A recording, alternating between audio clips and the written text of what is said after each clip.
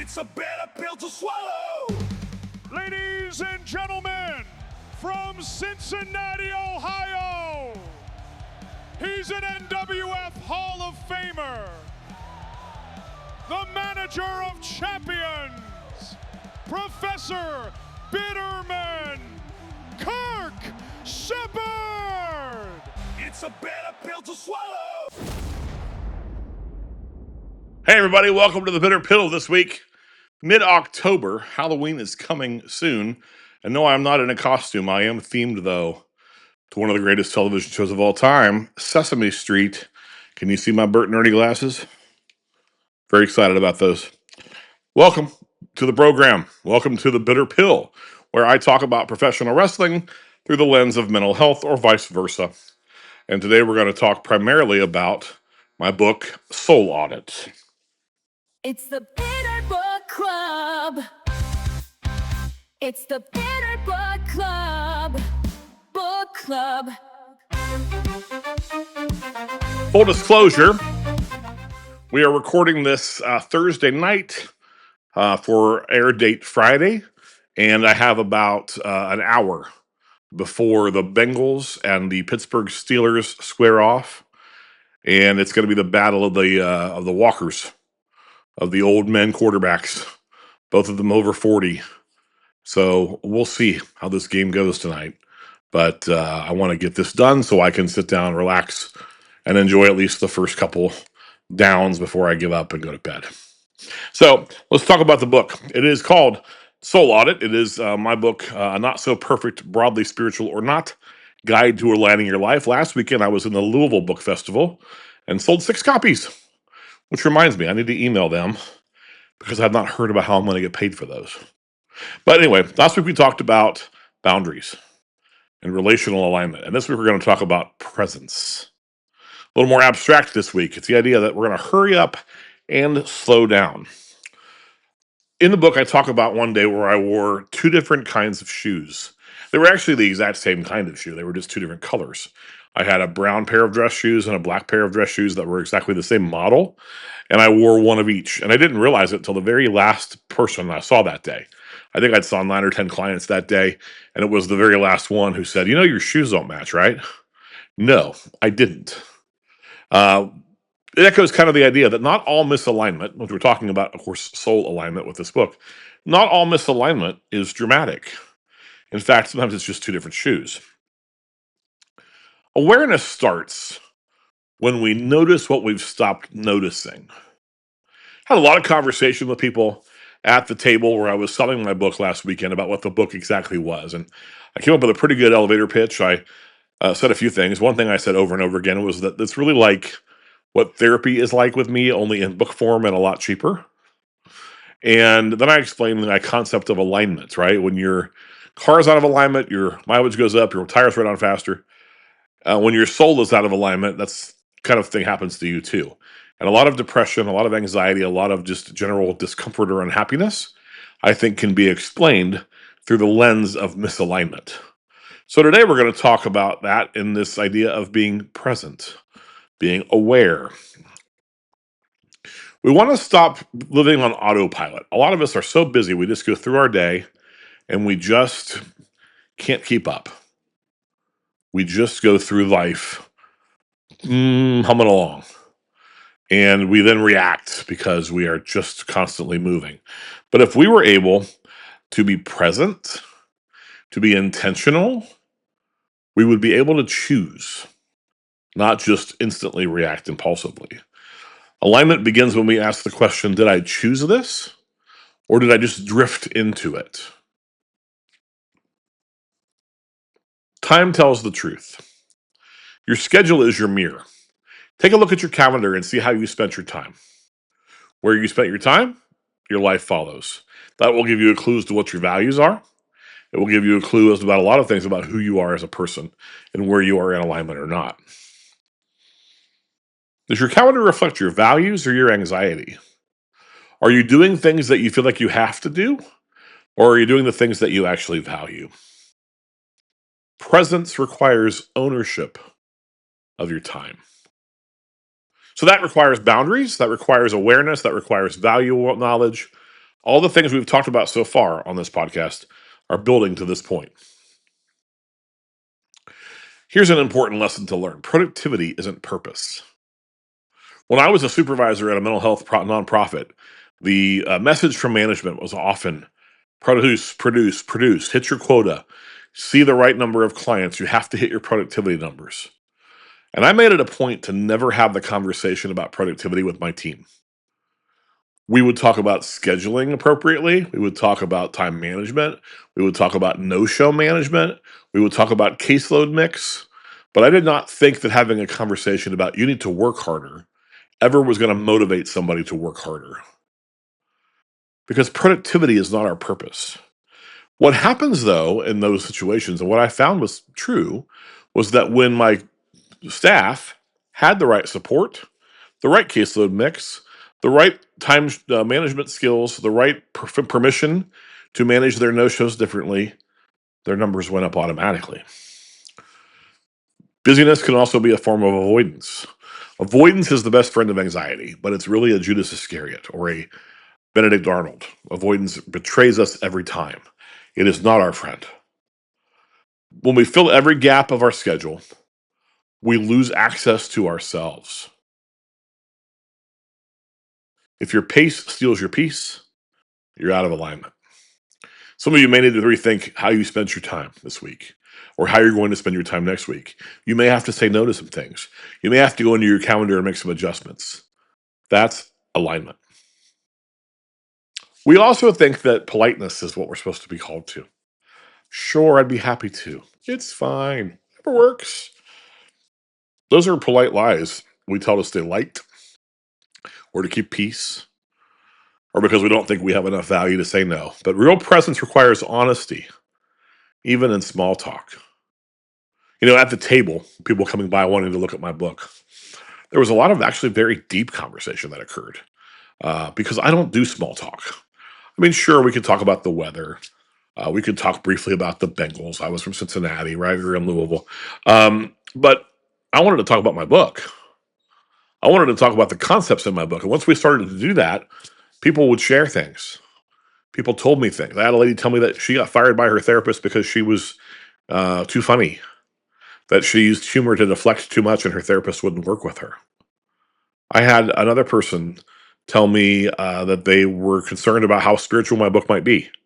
And we were able to kind of unpack why that was a concern and why the book isn't any more spiritual than any self-help book has to be. So the next time you're asked to say something, to do something, before you want to say yes instinctively as a reaction, take a 3-second audit. Pause, breathe, and then ask yourself, do I want to do this or do I just feel like I should? Now, I've said before, I am the outlier and being the king of no obligation. I don't feel like I have to do anything most of the time, although I'm a rule follower, which I unpacked in the blog that's coming out Sunday, or last Sunday, came out last Sunday, over there at kirksheppard.substack.com. Check it out. Do you want to do this thing, or are you doing it because you feel obligated or because you should? Presence lives in the pause between stimulus and response. So being able to stop and say, instinctively, I want to say yes, but I actually need to say, I'm going to check my calendar. I'm going to get back to you. And recognizing that you don't have to do everything you're asked to do. Taking the time to realize that. That's where presence is. That's where alignment begins. Also, sometimes we have too many choices. And that means we get choice paralysis. There are lots of times when I will scroll on Netflix looking for what I want to watch. There are so many good choices. And I think, I'll come back to that one, maybe that one.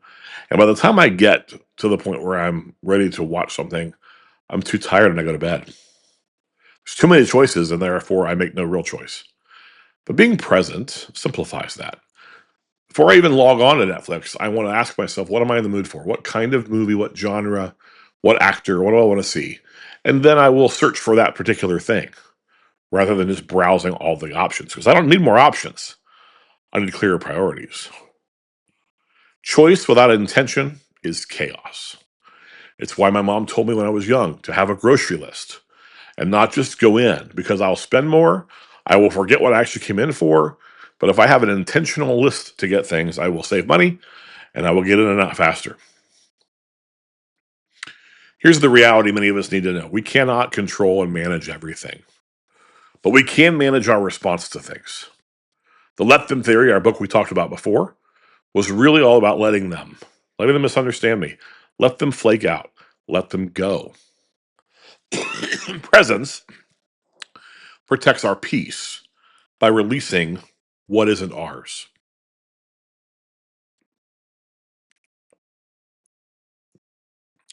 Presence also asks, am I here? Not just physically, but emotionally, mentally, spiritually. My friend Sharon talks a lot about breath. She notices my breath, comments on it frequently, because she recognizes that me taking a deep breath is actually my body communicating something to my body, to the rest of my senses, to my being. So this week, instead of just living life on autopilot, take a real lunch instead of eating at your desk. Go for a walk. Do something different. Wear what feels like you. Today I chose Sesame Street because it felt good. Take a breath before you open your inbox. Our tagline for the week, showing up is alignment in motion. Showing up is alignment in motion. Here's our soul audit. I rush even when I'm not in a hurry. Yes or no? I say yes out of habit. Yes or no? I choose productivity over presence. Or I make at least one conscious choice daily. I can tell when my pace serves me and when it doesn't. Recognizing where we are is the first step of the soul audit process. And then from audit to awareness, or to audit to action, we want to start one meeting or meal with 60 seconds of stillness. I used to go to a meeting and the facilitator made us do mindfulness, and it used to drive me crazy at first, but now I really appreciate what he was doing. He knew we were going to talk about hard cases. We were going to staff some of the worst cases we'd ever seen, and in terms of trauma and abuse and horrific detail. And so he made sure we were okay before we started and before we left. You also should protect 20 minutes a day that's just unscheduled time. It is scheduled time for you to protect, but it is not busy time or time where you're doing something. It's 20 minutes for you to have a focus session. That's what I call prayer time, or for meditation, or just to watch YouTube. 20 minutes, that's just yours. Choose clothes that feel like you, and say no once this week, and don't apologize for doing so. You don't have to explain it. You just say, sorry, can't do it, or no, thank you. Because presence isn't about slowing down. It's about showing up on purpose with intention. Every yes, every pause, every breath is a chance to return to yourself. Hope that's helpful for you. Next week, we're going to talk about chapters 6 and 7 of the book, which are all about authenticity. Hope that you're ready for that. It's the Bitter Book Club. It's the Bitter Book Club. Book Club. Well, I'm going to get ready to go watch the Bengals, hopefully not bungle this home game with the Steelers. I hope that you are having an amazing time in life. If you're interested in having more deep or intensive discussions around Soul Audit or this coaching, reach out. My schedule is pretty full right now, but if you wanted to talk and are appropriate for some coaching around alignment, we can make that happen. So reach out. Don't be afraid to go to kirksheppard.com, kirkthecounselor.com. Email me at professorbitterman@gmail.com. Ask your questions. I'd love to be entertaining those as well. I'd even just love to know you're watching. So if we haven't had a conversation this week in person where you told me you saw the show, shoot me an email or a DM on Instagram or something that just says, hey, like what you're doing, please keep it up. That'd be really helpful for me. Make sure you read this week's blog where I talk about a near-death experience that I had this week in traffic. Pretty intense. And we unpack that a little bit. That'll come out on Sunday night. Also, if you're interested, you can go watch my friend Sharon's podcast, which I co-host, called Repairing the Shattered, available at sharonhicks.net or wherever you get podcasts. Thanks for being here. It's always my favorite thing to say hi to you. I hope that, things are going well. And we had no wrestling content this week at all. It's okay. Wrestling lives in my bones. It's part of who I am. It's part of my essence and my presence. And we'll bring a little more to that to you next week. It's a bitter pill to swallow. The Bitter Pill with Kirk Sheppard is part of the Talk and Shop media empire. The preceding video was produced as educational and entertainment content only. Kirk Sheppard is a licensed mental health therapist. However, the material on this broadcast should not be considered clinical or representative of his professional work in that context. It's a bitter pill to swallow. Professor Bitterman is a fictional character and may not reflect his actual views and opinions. For more content from Kirk Sheppard, go to kirksheppard.com. Follow him on Facebook and Instagram, and subscribe to his Substack and YouTube channels. Please subscribe to the Talk and Shop podcast on YouTube for more content from the Good Brothers.